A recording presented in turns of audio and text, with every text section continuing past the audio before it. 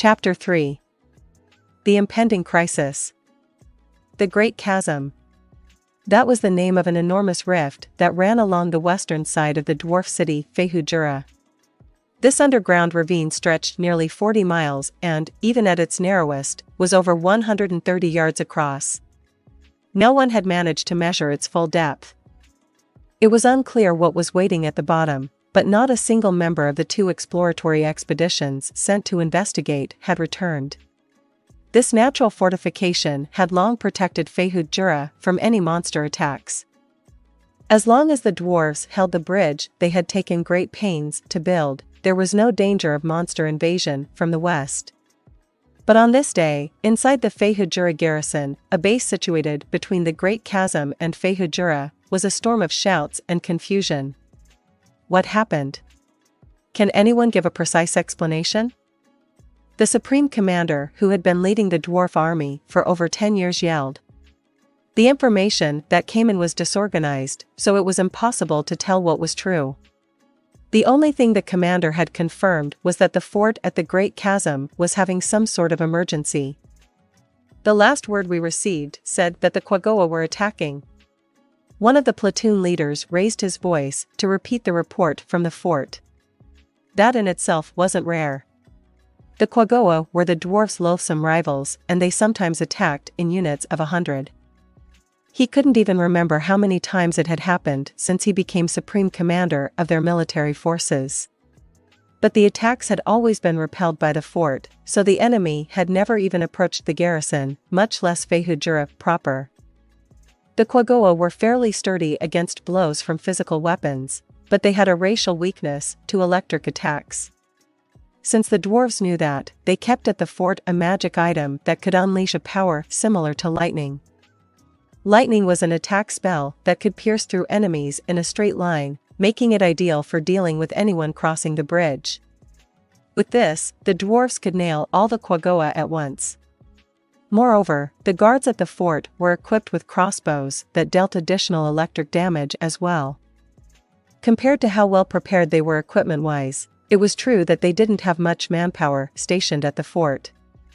At the same time, it wasn't as if they were deliberately leaving the fort undermanned despite its strategic value. The dwarf army simply wasn't that big to begin with. They stationed enough of their limited forces there that it couldn't be called negligent. The fort was specially designed to combat the Quagoa, but the situation was apparently so bad that they couldn't even spare a moment to call for reinforcements. What did that mean? Are there so many attackers that the fort troops can't fight them all off? There's no update from the guards? Not yet. Cold sweat dripped down the Supreme Commander's back. The words "Great Invasion" flickered before his eyes. There had been whispers about it for years, but he had frantically convinced himself that such a thing wasn't possible. Yet, he had the feeling that was exactly what was happening now. The Supreme Commander pulled himself together. This wasn't the time to let his fears hold him frozen in place. What was the correct thing to do right now? A gently spiraling tunnel ran from the fort to the garrison under his command. Beyond the garrison lay Fehujura, making it essentially the city's last line of defense. At the boundary between the cave where the garrison base was located and the tunnel, there were doors of mithril and orichalcum. If these doors were closed, they could stop an attack. Should the doors be locked up? Closing them would also mean not being able to send reinforcements. That would be the same as abandoning their fellow countrymen who were fiercely struggling to defend the fort at that very moment. But he wavered for only an instant. Only 20 soldiers manned the fort. But in Fehujura, there were some 100,000 dwarves. When deciding which to prioritize, there was only one answer. Shut the doors. Passing it on. Shut the doors. Before the shouts even finished echoing off the cave walls, a groaning noise traveled through the ground as vibrations. The giant doors slowly began sliding into place to shut off the entrance. The doors had only ever moved during training exercises. Today was the first time they were used for real. Commander! It's the Quagoa. What? At the shout from the guards at the gate leading to the tunnel, the Supreme Commander shifted his gaze beyond them. What he saw were horrifying subhumans with bloodshot eyes, foaming at their mouths. Without electric weapons, even one Quagoa was a tough opponent. But more than he could count on two hands were hurtling toward them now. Did the fort really fall? How strong are the Quagoa forces? Are their numbers so great that even closing the doors won't stop them? With a great many questions on his mind, the Supreme Commander shook his head to clear it. Don't let them in. Pikemen, to the front. With a war cry, the soldiers formed a thicket of pikes. But even seeing that, the Quagoa's charge didn't slow. They were confident in their fur's resistance to steel. The Supreme Commander clicked his tongue. The enemy was making a smart choice. A crossbow volley might have repelled them, but a thicket of pikes could only keep them in check. But he had anticipated the Quagoa reacting like that, so they were ready. Wizards. Use lightning. From a watchtower situated near the gate, the Tier 3 area of effect spell Lightning Ball was launched at an angle that wouldn't hit the pikemen from behind, and 2 casts of Thunderbolt Lance flew to pick off individual targets. These attacks were conducted by the Dwarf military's 3 most powerful wizards. Due to their weakness to electricity, the Quagoa leading the charge were easily felled by the lightning ball. The ones behind them were forced to stop as well. That short time made all the difference. With a loud bang, the doors slammed shut. Immediately after, the sound of pounding on the other side carried all the way through the thick metal. The tense atmosphere relaxed slightly. But the Supreme Commander and all the soldiers around knew nothing was over yet. The doors were durable, so a normal Quagoa's fangs wouldn't be able to chomp through them, but some had fangs reported to be as tough as mithril. Those were in the ruling class, but it wouldn't have been strange to find them participating in this attack. There was no guarantee that the dwarves were safe. If only the doors delivered a shock at fixed intervals, then. The commander had proposed the idea when he had assumed his current position. He said that for a final line of defense, these doors weren't enough. But due to their nation's dwindling strength, they didn't have resources to spare for the doors. And the fact that the fort by the bridge had repelled all previous attacks was also a major influence on the decision. There was a sense that the other defenses made improvements to the doors unnecessary. When he looked around, everyone's expressions were dark. This is bad. If we lose hope, we'll be defeated when a melee breaks out. The Supreme Commander raised his voice to change the mood. Okay. Now the city will be safe. But it's not a sure thing just yet. Let's erect a barrier in front of the doors in case they break through. Hurry. Some life returned to a few dwarf faces. Having been reminded that there was still something they could do, the soldiers responded to his call with renewed vigor. A flimsy hope was better than none. The Supreme Commander's chief advisor sidled up to him and leaned toward his ear. Commander, shall we bury the doors? He considered the proposal. It seemed likely they would receive objections from some dwarves, complaining that they shouldn't shut down the entrance so completely. These people have no idea the situation we're in.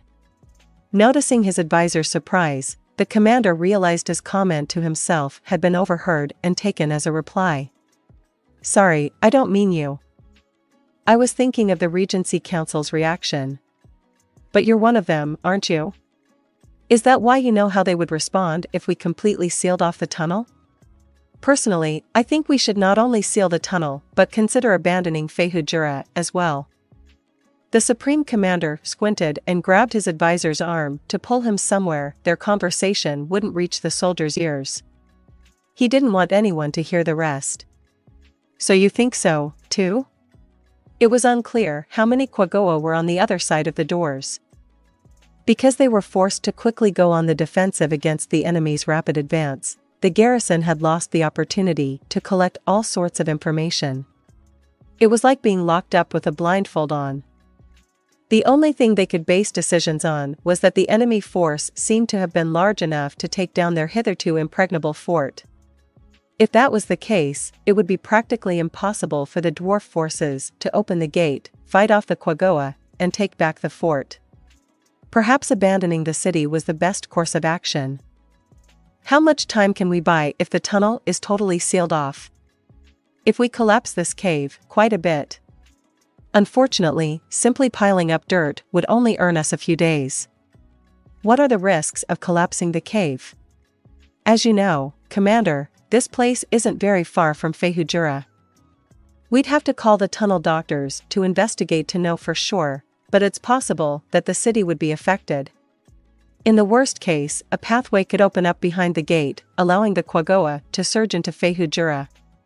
In other words, we need to get the area checked out in a hurry. Then, I have a different question. Do you think the fort fell to a Quagoa wave attack? Why couldn't the soldiers stationed at the fort contact us sooner?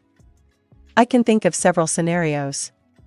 The one I personally find most likely is that the Quagoa got assistance from another race. Like the Frost Dragons? The Quagoa had occupied the one-time dwarf capital, Fehujura, and were living there.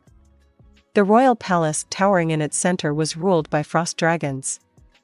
The two races didn't seem to be fully cooperating, but if they were coexisting, it was certainly possible they would help each other out. The Supreme Commander made a grim face. An elder frost dragon was a living catastrophe. Once there were 4 dwarf cities. The royal capital that had been abandoned 200 years ago during the evil spirit attack, Fehujura. The eastern city and current capital, Fehujura. The southern city, which was recently abandoned, Fehurado. And finally there was the western city, Fehujura. The western city had gotten caught up in a fight between 2 frost dragons, Alisardark Halilil and Munwinia Illisusalam, and was left in ruins. It could be, although I don't know what kind of contract would get those proud creatures to make a move. Another possibility is that the Quagoa came up with their own way to cross the Great Chasm, like magic or something. Or they could have taken a long detour. Not even we dwarves could find a route around. But that was years ago, Commander. It's possible that during that time, monsters moved, the Quagoa built tunnels, or the Earth's crust itself changed, revealing a new path. They could have even gone above ground. Quagoa on the surface? Maybe some of them gained that ability. The Quagoa race went totally blind in the sun. For that reason, the commander had been confident the Quagoa would never attack via the surface, but was that simply his personal assumption? Well, it was too late for regrets. All he could do now was keep that assortment of things in mind as he formulated a plan. I see. Then, we need to strengthen our defenses against potential attacks from the surface, too. Choose some personnel without leaving us too undermanned here and send them out. Then report to the Regency Council and propose that we evacuate south. Besides the garrison base, the fort by the Great Chasm, and the Regency Council Hall, there was one other military site in Fehujura. At the entrance that connected to the surface, there was a fort large enough for the taller races. It was built with humans in mind, to be accommodated. The commander's orders were to strengthen that fort and keep watch for a potential attack from the surface. Yes, sir. And tell them to get ready to bury the doors. We have to wait for the Regency Council's approval, but we'll convince them somehow. What if it takes longer than expected? Do your best. I'll do mine, too. That was all he could say.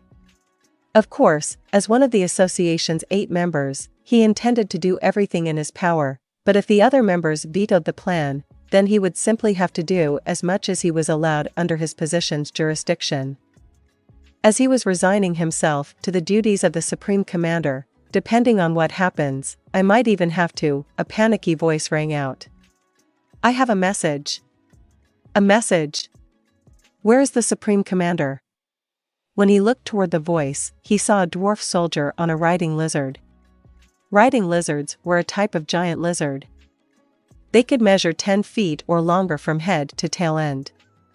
There weren't many, but the dwarves kept them as mounts, and in times of peace, they were handy as pack animals. They weren't used for any old message. Riding lizards were broken out only in emergencies, much like the one the garrison was currently dealing with. Anxiety gripped the Supreme Commander's heart. Where was that messenger stationed? This week, he was supposed to be guarding the fort at the entrance to the surface. The Supreme Commander was now sure his fears had come to pass. No, it had been obvious from the tension in the messenger's face and the wild tone of his voice. The reason the commander had asked anyway was because he didn't want to accept the truth. "I'm here." "What's the matter?" he shouted and ran toward the messenger. He couldn't just stand there waiting. He needed to hear the message and take action. The messenger practically tumbled off his riding lizard and shouted as he desperately tried to catch his breath. "Commander! It's an emergency. Monsters! There are monsters. Quaggoa?" He thought, but immediately realized it wasn't them. If the Quaggoa had shown up there, the messenger would have said so. "Calm down. I don't understand if that's all you tell me. What happened? Are the others safe?" "Sir." A terrifying monster appeared at the entrance. "He said he has business with the Quaggoa attacking us." "What?" The timing was too perfect. It had to be someone connected to this series of events. Was it the Quaggoa leader? Or perhaps this was the one who had helped them cross the Great Chasm? "Who in the world is it? Explain what it looked like. You, round up as many soldiers as you can." "Yes, sir." He didn't have time to watch his advisor rush off in a panic. "How many are there?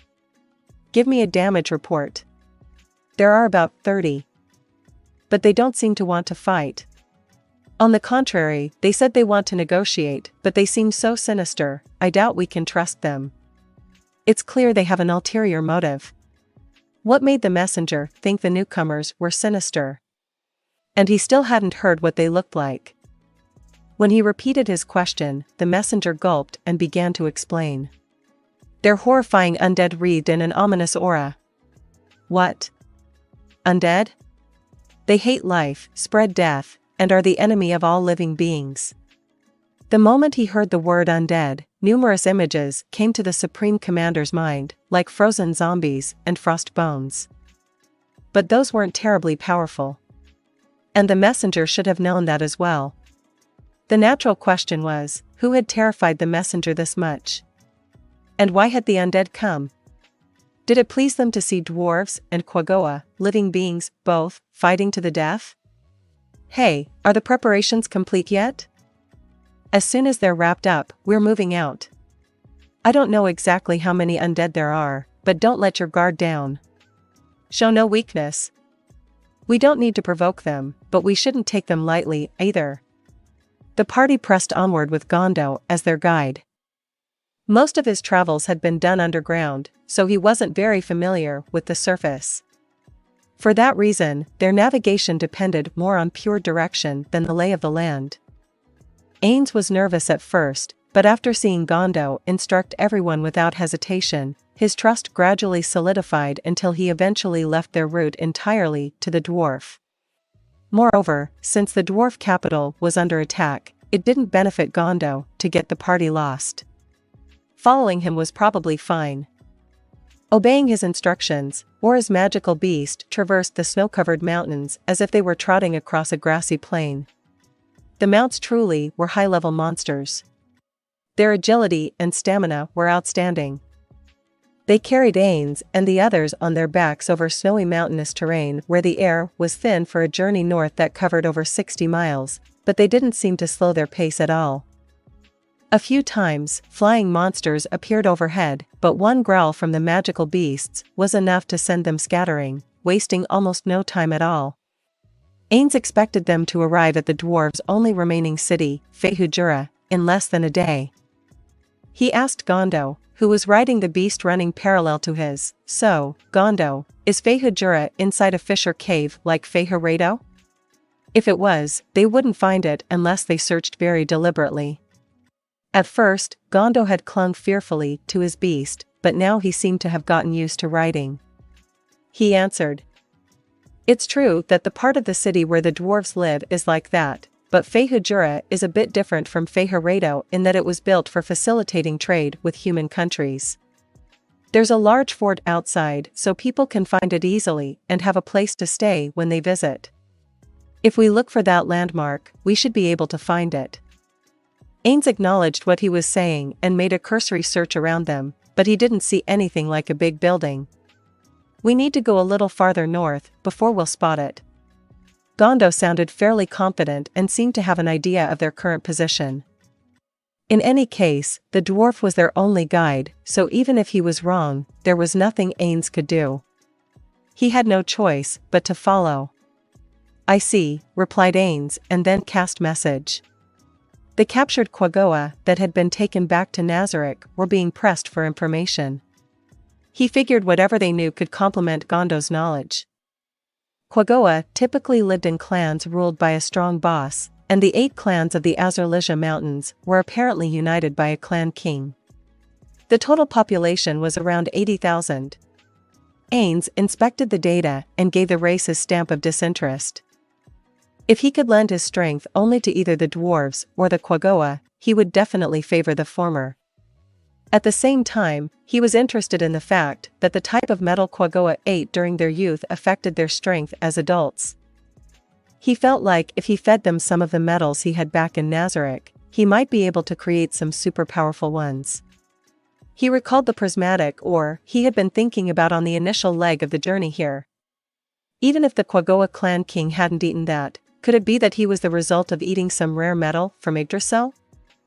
If this clan king held a power that Ainz could acquire, it was worth looking into. If he's willing to swear allegiance to the Nation of Darkness, I'm not sure I can support 80,000 subjects, but I should consider it. That's the sort of country I'm aiming to create, after all. Ainz thought about the shape he wanted his nation to take. He wanted all different races to coexist. He wanted his country to be like the guild Ainz Ooal Gown once was in the Great Tomb of Nazarick, the kind of country where his old guildmates could enjoy themselves. That was why he felt he should show compassion to the Quagoa.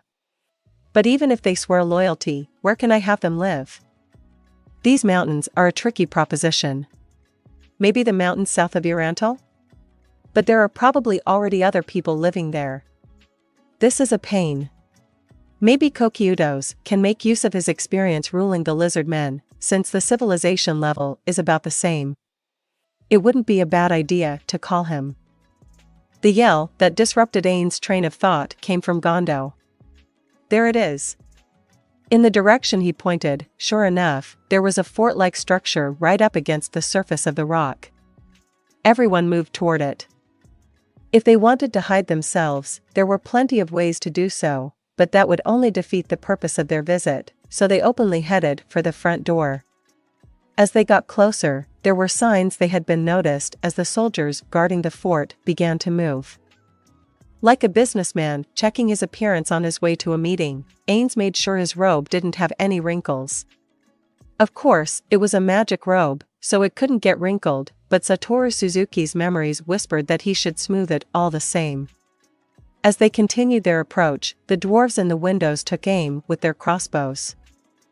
The only people in the party who would take serious damage from a crossbow bolt were Gondo and Zenbel. If Ainz had those two walk out front to show the party had no hostile intentions, they could be mistakenly shot, so he discarded that plan. Ainz would go first to negotiate. Zenbel and Gondo could come later. He had the magical beasts stop just outside the effective range of the crossbows and got down off his mount. They were still within maximum range, though, so he ordered Aura and Shaltir to stand by and protect Zenbel and Gondo just in case. All that's left is counterplayer measures. He directed everyone to prioritize withdrawal and defense in case a player appeared.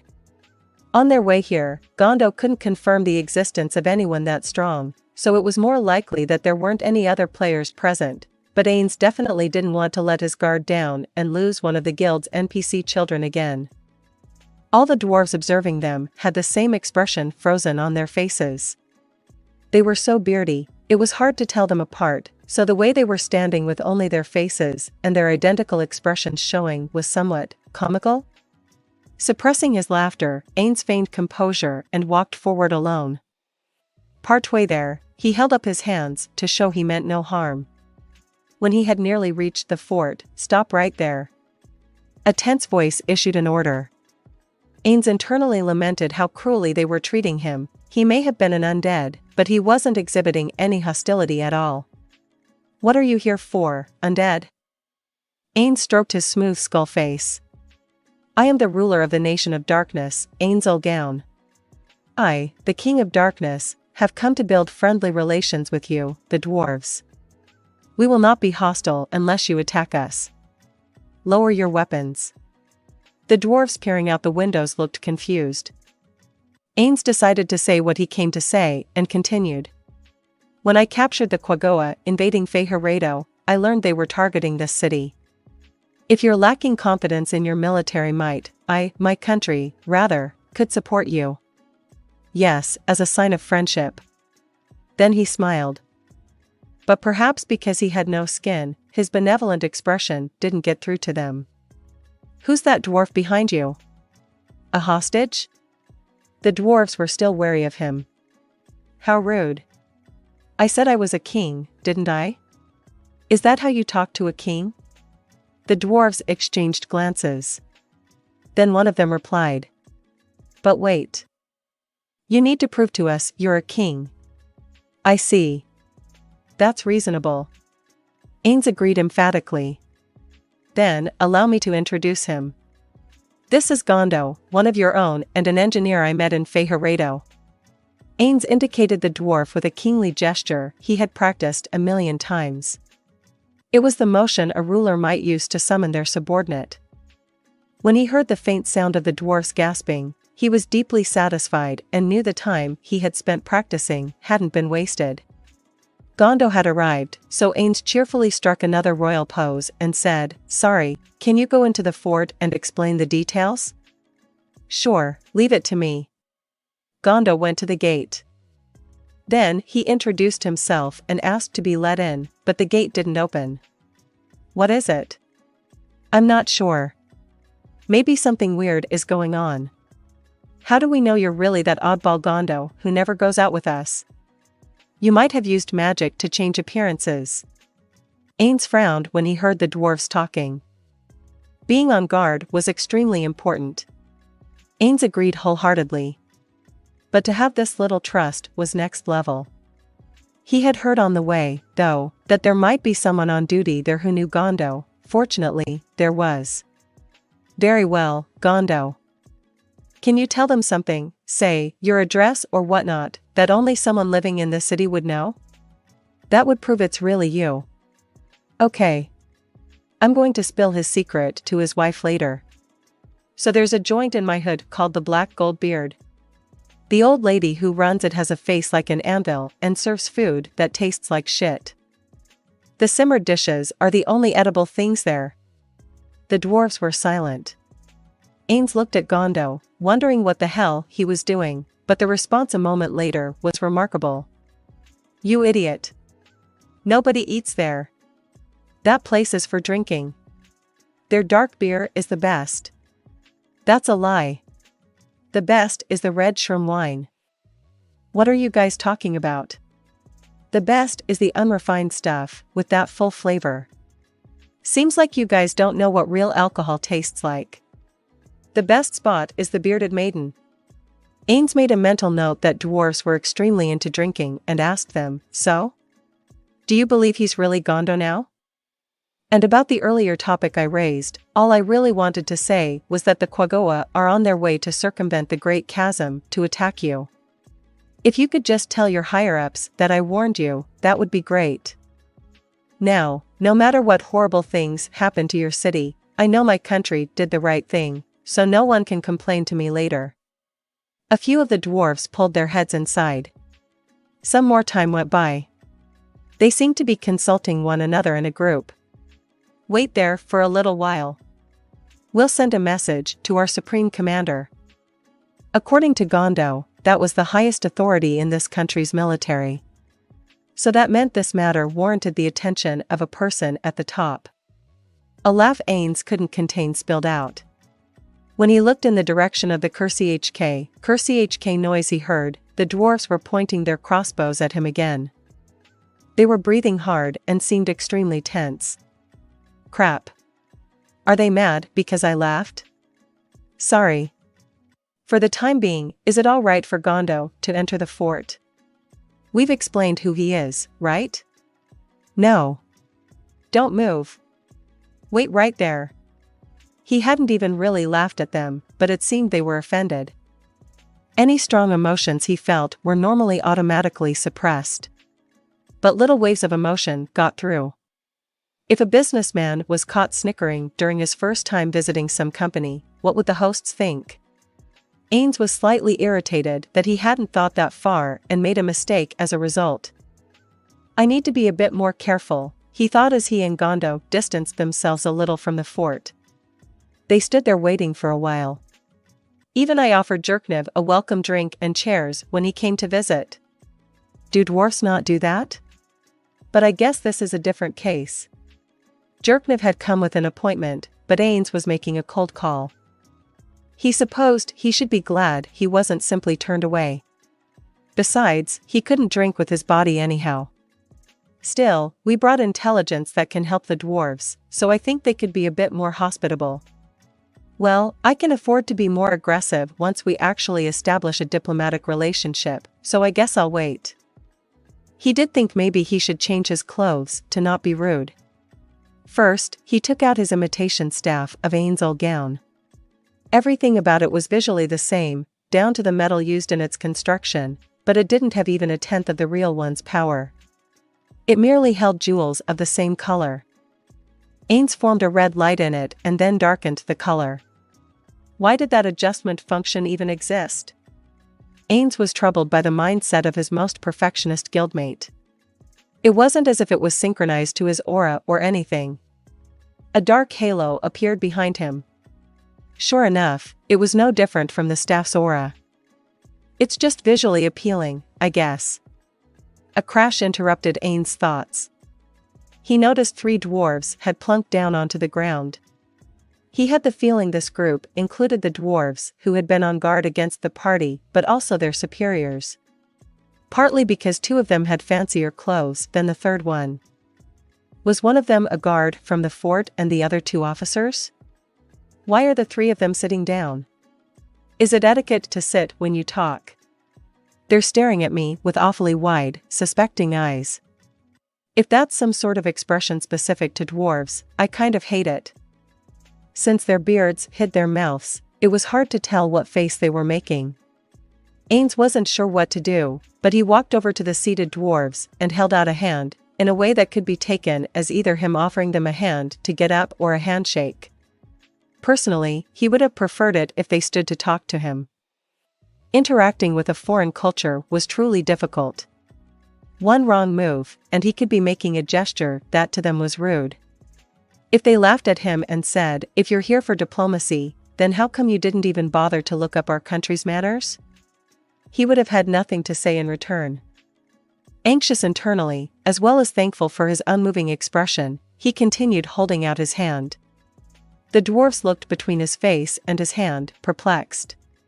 Could it just be that they're incredibly frightened? I mean, I guess I do have a particular appearance. Still, no one in the human world reacted this way. People in Ainz Ooal were scared of him, but not like this. It was also possible that it was rude for dwarves to shake the hand of a superior. Finally, he got impatient and grabbed their hands and pulled them up. If they have time to waste on nonsense like this, the Quaggoa must not have attacked yet. If they were under attack right now, I would have had a chance to make them seriously indebted to me, but maybe I should limit myself to simply warning them about the approaching danger instead. That's too bad. But anyhow, which one of these guys is the superior? Now then, I am Ainz Ooal Gown, King of Darkness. Are you in charge of welcoming me? It was unclear which one of the 2 officer-looking dwarves was higher ranking, so he directed his question to the space between them. Then one of them shook his head so hard, it seemed like parts of his face might come flying off, before saying, "KGH. I lead the military." "The military. I see. This is the Supreme Commander?" Ainz was surprised. He hadn't expected the highest-ranking person to come directly. Could it be that the executives of this country have heard about the Nation of Darkness somehow? Or maybe I just came at a good time? I take it the Quaggoa aren't posing too much of a problem at the moment? I'm sorry to disturb you at what must be such a busy time. The Supreme Commander's eyes gaped. I see. So you were able to discern that much from the simple fact that I came to this meeting? What is this guy talking about? Thought Ainz, but he couldn't very well say that. Of course, yes. He nodded benevolently in the kingly fashion he had rehearsed. I see. As you know, we're currently holding off the Quaggoa attack, Your Majesty. And Ainz wanted to know what this "as you know" was about, but having already pretended to understand, he couldn't ask. First, we heard that you got information out of Quaggoa you captured in Feiharedo. Do you have any evidence to back that up? I believe your countryman Gondo will. Physical evidence. Will a Quaggoa suffice? I'll summon a few so you can hear it straight from them. That was fast. Should I just come out and say everything? At this rate, it looks like we won't be able to evacuate to Feiharedo. Commander, the soldier standing next to him shouted sharply. As far as Ainz could gather, the outburst was to censure the commander for discussing military secrets in front of him. But the commander didn't seem concerned at all. His Majesty, the King of Darkness, already knows everything. He essentially said as much a moment ago. If someone who should be leading the troops comes here instead, it must mean the fight is in a deadlock. And once you know that much, it's not hard to imagine how our army will move when we can't expect any reinforcements. I asked, because I was curious if it was okay for you to be here during a time like this, Ainz thought but couldn't say, and he simply nodded the way he had rehearsed. The Supreme Commander shared details about their dire situation. The fort guarding the Great Chasm had fallen, and the invasion was already at their final line of defense. That was a single set of doors, and if they were broken, the city would be attacked and many dwarfs would die. The dwarves were considering an evacuation of the city and taking shelter in Feiharedo while the military bought them time, but doing so involved changing their plans completely, leaving them in a crisis of survival. Hearing what a horrible spot they were in made Ainz sneer inwardly. Everything was playing out to his advantage. Then, how about this? I'll lend you my soldiers, and we can repel the Quaggoa for now. The Supreme Commander narrowed his eyes to hide what he was feeling. You can do that? But, normally, Ainz would set up a conference and ensure he would get something out of it before lifting a finger. That would benefit him more. But if he lent the dwarfs his strength for free this time, he was sure to earn their gratitude.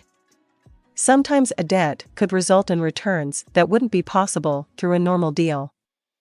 That's what Ainz was after. Between tangible and intangible, intangible was certainly the messier of the two.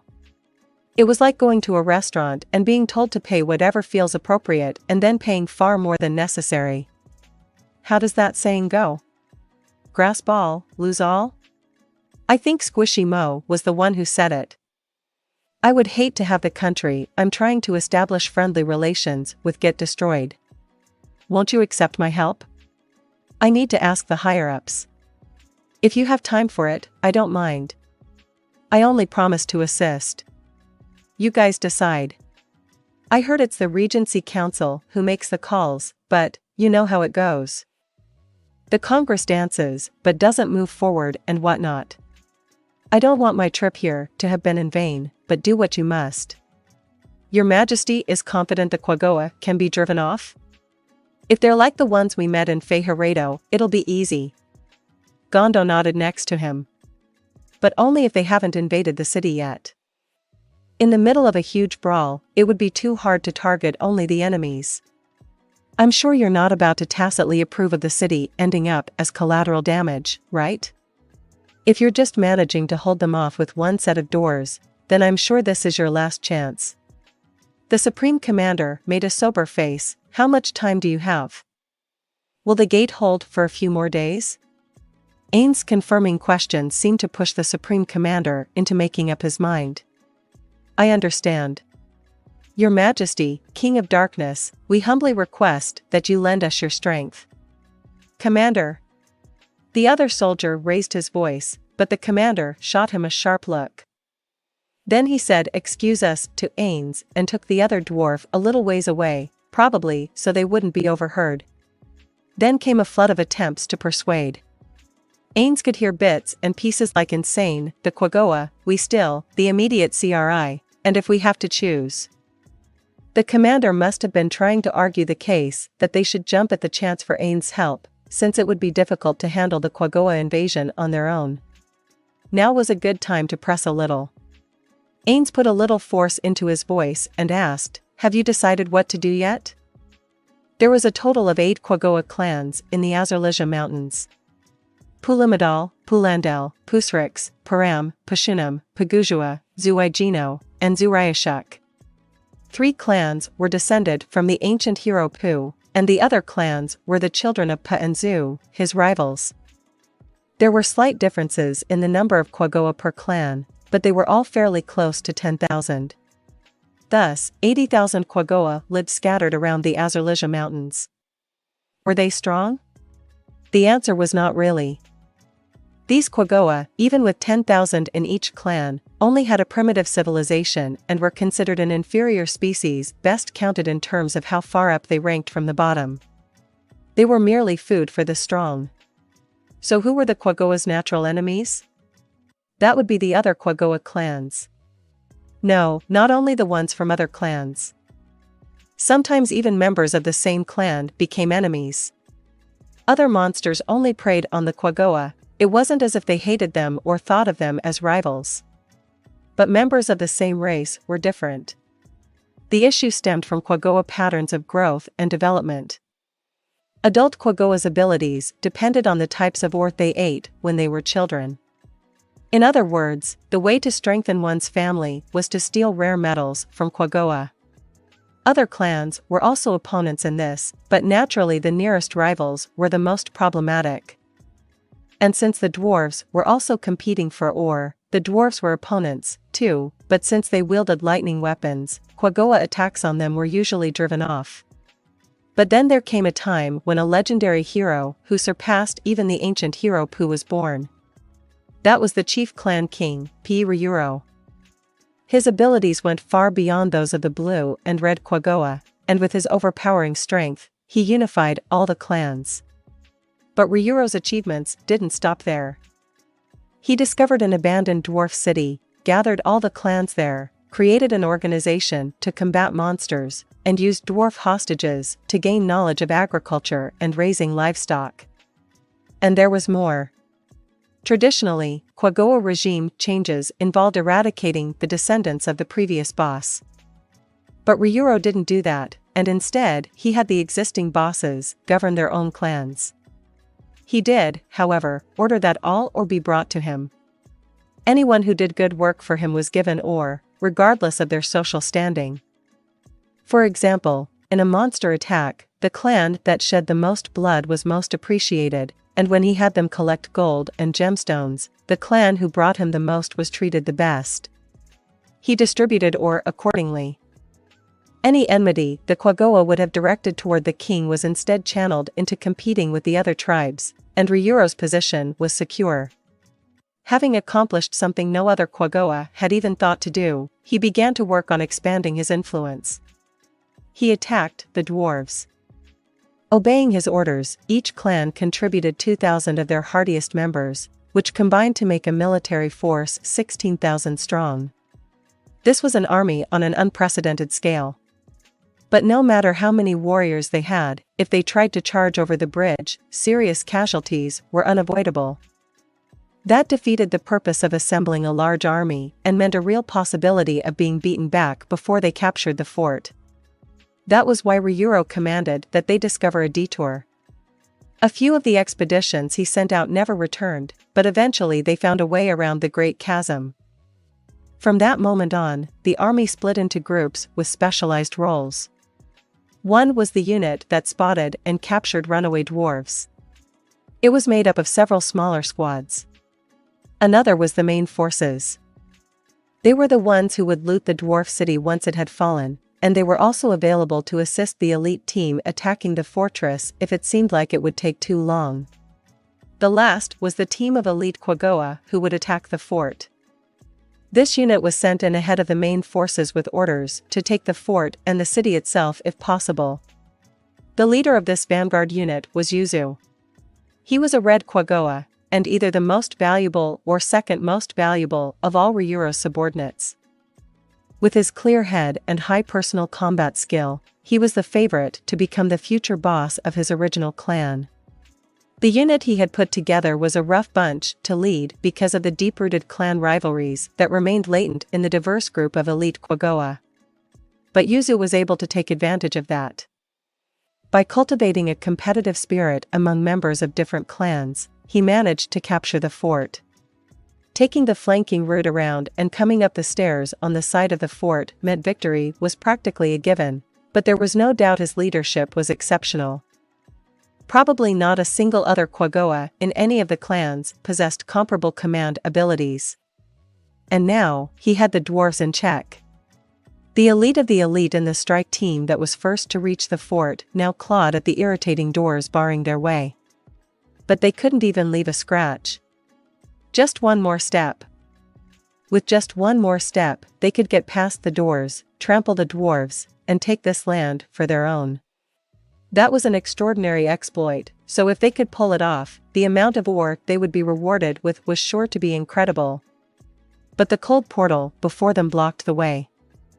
As the Quagoa said, the worm hiding in its hole is always the biggest. One of the Quagoa bit a door out of rage that their chance was slipping away. Of course, that simply meant he tried to scrape at its surface using his sharp teeth like a plane. Some others who saw him do it followed suit. However, the average Quagoa's teeth were no match for these doors. They could spend 100 years trying the same thing and never break through. A lattice of the same kind of metal as the door covered the rock to either side, so they couldn't even bore through the earthway. Normal Quagoa like them had no chance of opening the door. Blue and red Quagoa had been held in reserve as a last resort, so none of them was assigned to this strike team.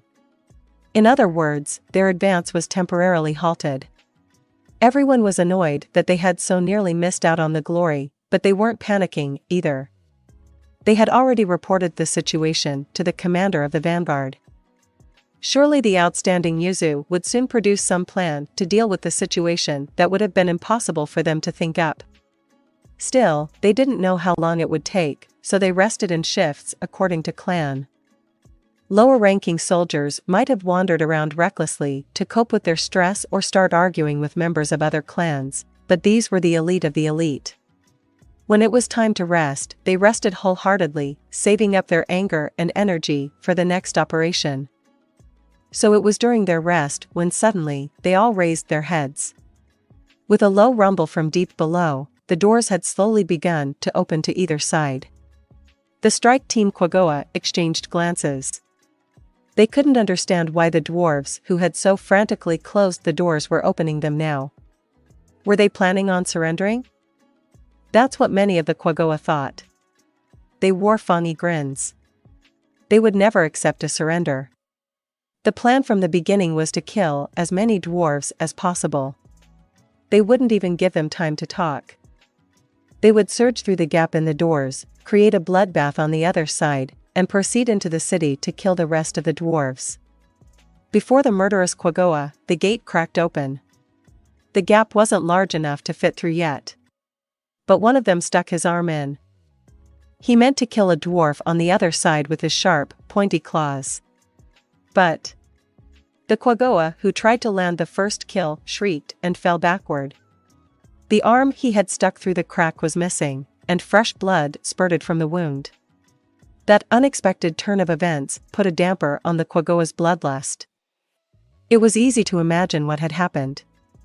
Someone with a weapon must have sliced off the arm, but was that possible? Quagoa racial characteristics worked well against races like dwarves who relied on weapons. Case in point, when they had caught the fort by surprise, the dwarves had managed to injure some of them, but none of the attackers had died. As long as there weren't any lightning attacks, that was how it usually went. So why was their fellow soldier's arm severed? There could be only one reason: the existence of a swordsman who could cut through a Quagoa's arm, with blade-turning fur, like nothing. The Quagoa took a few steps backward in response to an emotion they hadn't experienced in any of their fights thus far: fear. And as they did, the crack between the doors grew gradually larger. "Why are you falling back?" one of the stronger members of the strike team shouted from the rear. There shouldn't be any weaklings in the Pulimadal clan. The ones who answered must have been the members of the Pulimadal clan. The tough members of the other clans hurried to raise their own voices. "We don't have any cowards in the Pagujua clan. The Zuigino clan isn't about to lose out to any Pu or Pagais. You think we're going to let our ancestors laugh at us from the land of Delhi?" It was said that brave Quagoa went to the land of Delhi when they died to watch over the prosperity of their descendants. But if any descendants did something shameful, they would become the object of their ancestors' ridicule.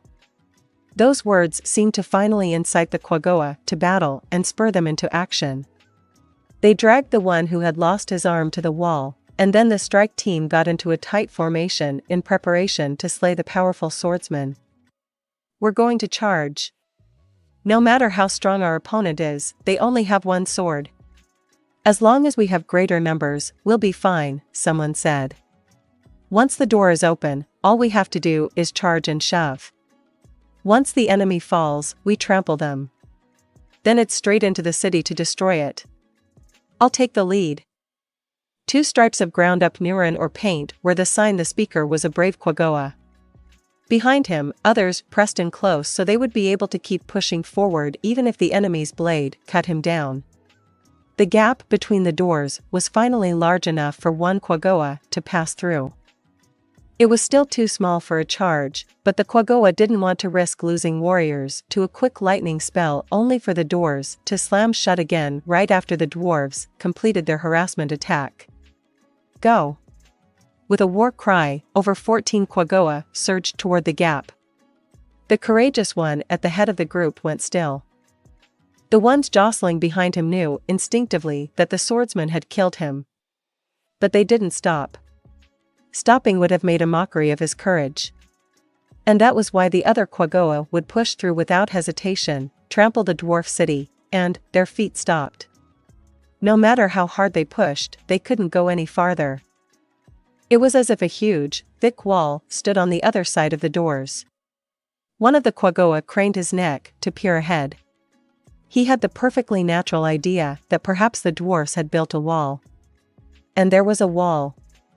It was pitch black. The wall took up their entire field of vision. It moved. The battle cry vibrated the air. What they had thought was a wall was a giant shield. The Quagoa didn't use weapons or armor, but they had seen the dwarves use them enough times.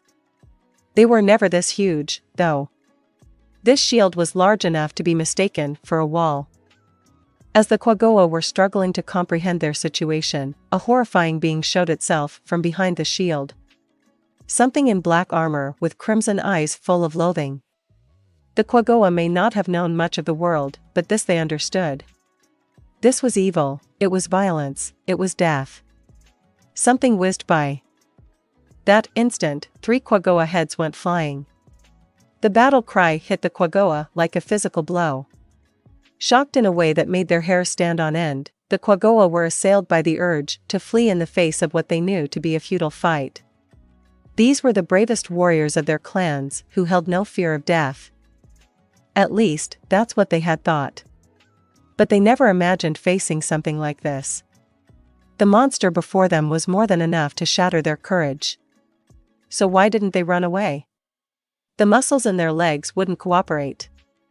They knew instinctively that if they turned to run, they would be killed in a single swing from behind. Still, the glow in the black thing's eyes reminded them of their thirst for life. The quaggoa yelped at the earth-shaking roar and took a few steps back. When the armored creature moved forward to close the space between them, another of the same type of being came into view. And then, one of the quaggoa screamed.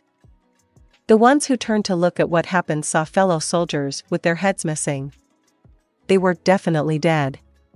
But their hands groped for something to hold on to. It was clear these weren't mere muscle spasms. All they could think was that the corpses had begun to move. It was as if they were trapped in a nightmare. The warriors felt as if they had been taken alive to the limbo all quaggoa feared. Thump, thump. The two armored figures walked forward, their unusual swords, flamberges, held high. The strike team says they don't know when they'll be able to break through the gate. That's correct, sir. A quaggoa, whose fur had a faint red tinge to it, frowned at his subordinate's report. This was the commander of the vanguard, Yuzu, boasting fur as tough as orichalcum and superior resistance to metal weapons. He was a red quaggoa, an elite. Yuzu looked past his subordinate's bowed head to the fort across the bridge. Beyond that fort was a tunnel, and beyond that tunnel was the dwarf city. If they could take out that city, not only would they gain a better base, but they would be able to wipe out their rivals. Expanding their territory could mean a chance to claim types of ore they had never seen before, which could lead to a new level of prosperity for the quaggoa. Then, someday, the quaggoa could rule these mountains. If we could only defeat those dragons, Yuzu accidentally let his inner desires slip out, and when he realized, he hurriedly glanced around. No one seemed to have noticed. He was a little relieved. The quaggoa home base was a former dwarf city that they now occupied. In the center of that city was a palace, but it was ruled by frost dragons, white dragons that could spit out chill breath.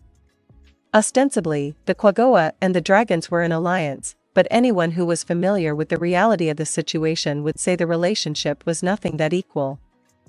The clan king may have sugar-coated it as coexistence and co-prosperity, but even he probably didn't believe those words. The truth was the weak quaggoa served the strong dragons. To the dragons, the quaggoa were surely an emergency food supply and convenient pawns in the meantime. Yuzu had gone to meet them once, with the clan king, and that was the sense he got from every word that came out of those gigantic jaws. And the chief clan king had been surprisingly submissive. He didn't want to see their great hero act like that. But Yuzu wasn't stupid. He knew what a huge power disparity separated the quaggoa and dragons. Still, would they really tolerate being treated like such fools? At the moment, it's still impossible. Even if we could defeat the Dragon Lord, victory would cost us so much that we wouldn't be able to recover. But, someday. He wasn't the only one harboring this earnest wish. Anyone who had met the dragons, all the quaggoa in higher positions, felt the same way. First, they needed to find a way to block the chill breath. If they couldn't produce quaggoa with perfect resistance to that, they would never be able to minimize their casualties. How long would that take? Yuzu chased away his gloom. Before everything else came defeating the dwarves, and they hadn't finished that yet. Looking too far ahead and ignoring what was right under one's feet meant a great risk of tripping over. Yuzu summoned a subordinate. Hey, see if it's possible to destroy the fort and widen the tunnel so we can attack in numbers. We need to prepare as much as possible before the main forces get there. Yuzu abruptly stopped to listen. He thought he heard screams coming from somewhere. No, it might not have been screams. It could have been a threatening monster call. One of the troublesome things about the subterranean world was that it was difficult to pinpoint where a particular sound originated. But this time, he knew right away. The strike team he had sent in came running back out of the fort. That caused a commotion among the quaggoa around him. The undisciplined way they ran away made their panic obvious. Some were even shoved off the bridge in the rush and fell into the great chasm. What? What's going on? One of Yuzu's subordinates answered his straightforward question. I don't know. Perhaps the dwarfs counterattacked? That can't be it. They had anticipated a dwarf counter. There was no way the strike team would flee in a panic just because of that. Did they get hit with a special attack? For instance, he had heard once that boiling oil was quite painful. Take some soldiers and find out what happened. If it was the dwarves striking back, keep pushing, don't let them retake the fort. Following his orders, his subordinate assembled a group and set out across the bridge. Meanwhile, the strike team was still routing, screaming. What could have possibly made them so desperate to escape? Was it that mysterious power of magic or whatnot? As Yuzu was racking his brain, something appeared at the entrance to the fort. Two somethings. Large black creatures. What the heck is that? Giant dwarves? Dwarf kings? Yuzu had never seen anything like this before. They seemed to be wearing the armor dwarves used over their entire bodies, but there was definitely something different about them. In their right hands, they carried wavy swords, and in their left, massive shields. Maybe dwarf kings look different from normal dwarves in the same way the clan king looks different from other Quaggoa? Yuzu had no idea what the beings looming at the entrance to the fort were, but animal instinct informed him they were terribly dangerous.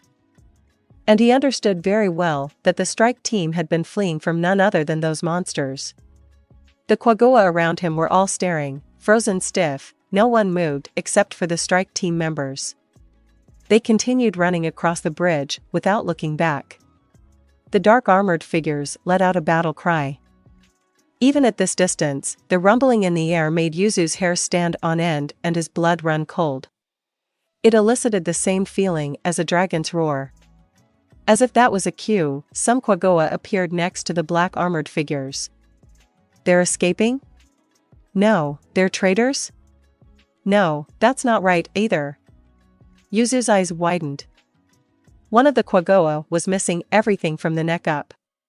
When he squinted, he saw that some of them were dragging entrails behind them, and some seemed to have been sliced in half, the left side of their body moving separately from the right. They shouldn't have been able to move at all, yet here they were. That could only mean magic. They're using magic to control the dead. Could that be the dwarf's trump card? His subordinate's comment made sense. They must have been preparing this other ultimate weapon while repelling them with the lightning one. Golems? He remembered hearing that when the dragons took over the dwarf palace, they had fought monsters with that name. They were like armored statues. Those are what the dwarfs call golems? His subordinate asked. Yuzu shook his head. No, golems are monsters. The dwarfs must have tamed them. You mean like the Nuke? The Nuke were magical beasts. Males grew to be about 11.5 feet and well over 2,500 pounds. They were long-haired quadruped herbivores that could survive on just a little moss. Since they were hardy enough to survive in heavy snow, they lived all over the Azurlizia mountains, and many monsters preyed on them. In any case, the exact combat prowess of the black armored golems was unclear, but given the gap between the strike team's head count and the ones who had made it back out, it wasn't hard to imagine. Even with no information besides the way Yuzu's hairs were standing on end, figuring it out was simple. They wouldn't be easy to defeat. Luckily, the enemy was apparently content to simply watch and wait, not crossing the bridge. It seems like they came to take back the fort. Yes, it does. Okay. Let's regroup, as long as they're not moving. We'll think of a plan while we do that. Here they come. The armored figures were charging across the bridge. Who was it? Who was the one talking about retaking the fort? Commander. Now's not the time. What should we do? The Quaggoa he had sent onto the bridge raised their claws. The figures carrying the giant shields rammed into them. Flung away by the overpowering strength, a few of the Quaggoa fell off the bridge. The armored figures didn't stop. With their shields still up, they continued to barrel across the bridge only slightly slower than before.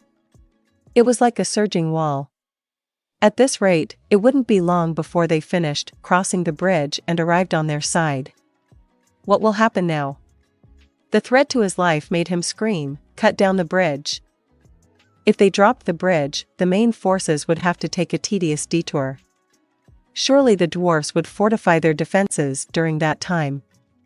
Considering that taking the fort had been their primary objective, this operation was a failure. The resources and personnel expended were such that Yuzu doubted he would get off with a mere reprimand. But it was more dangerous to let those armored figures cross the bridge. If the enemy reached them, not a single Quaggoa would survive. That was the kind of beings these were. Did I not just tell you to cut down the bridge? The second time he gave the instruction, his subordinates peeled their eyes off the monsters, sending other Quaggoa flying, and began to move. Most of their fellow soldiers on the bridge had been knocked away, only a few remained to face the enemy. A handful of Quaggoa bit and clawed the bridge's ropes. Send in a unit to pin them on the bridge. Telling people to go fight the monsters on the bridge while they were trying to cut it down was tantamount to telling them to go die. Even so, a unit formed up and headed to their doom. The shields kept many at bay, but a few managed to circle around to the monsters' backs and attack. But they were ignored. Quaggoa bites did nothing to slow their advance. The bridge isn't collapsing. At this rate, the monsters are going to make it across. The minute Yuzu realized that, his body moved on its own. With zero hesitation, he leaped from the higher ground from where he had been issuing orders and used the momentum of his fall to land a powerful slash with his claws on the bridge's ropes. There was a sound like the air was ripping. A huge wave rippled through the bridge, and it collapsed. Unable to withstand the wild motion of the bridge, which was like a giant snake in its death throes, Yuzu was hurled off. But before he was swallowed up by the darkness below, he grabbed a rope dangling into the void. It was pure luck that he was able to do that in midair, despite having no way to adjust his orientation. He managed to haul himself up the rope, his body twisting this way and that, and reach the edge of the cliff. But without even a moment to sigh in relief, he responded to a chill that made him shudder by instinctively throwing himself on the ground. And in that instant, the object that had been thrown with a grunt skimmed the hairs of Yuzu's back. As unlikely as it was, the object had been a Quaggoa. Enraged, one of the black-armored figures had hurled one of the suicide fighters it had latched onto earlier with its outrageous strength. The flying Quaggoa crashed into Yuzu's frozen subordinates, leaving behind truncated screens.